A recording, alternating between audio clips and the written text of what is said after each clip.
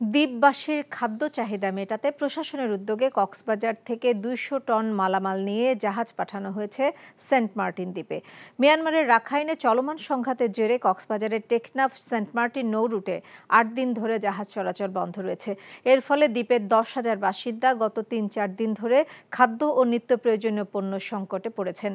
তাদের সংকট থেকে মুক্তি দিতে শুক্রবার দুপুরে কক্সবাজার শহরের নুনিয়ারছড়া BIWTA ঘাট থেকে MV-12 আউলিয়া নামের একটি জাহাজে করে খাদ্য ও নিত্যপণ্য পাঠানো হয়েছে দ্বীপটিতে। কক্সবাজারের অতিরিক্ত জেলা ম্যাজিস্ট্রেট মোহাম্মদ ইয়ামিন হোসেন জানান, এই জাহাজে ব্যবসায়ীদের নিজস্ব মালামালের পাশাপাশি প্রশাসনের পক্ষ থেকে সেন্ট মার্টিনস দ্বীপের জন্য বরাদ্দ করা VGF চাল দরিদ্র জনগোষ্ঠীর জন্য ঈদের উপহার এবং 5টি কোরবানির পশু পাঠানো হয়েছে। এটা আমরা আশা করছি আগামী 1 মাস চলবে, আশা করছি। জরুরি দরকার মতো জরুরি মনে করে পাঠাচ্ছে, এটা আর কি এভাবে অ্যারেঞ্জমেন্ট করেছি। এখানে শুধু সরকারি মালামালের পাশাপাশি কিন্তু আবার প্রাইভেট সেক্টরের মালামাল আছে, কিন্তু ব্যবসায়ীদের মালামাল নিয়ে যাচ্ছে এখানে।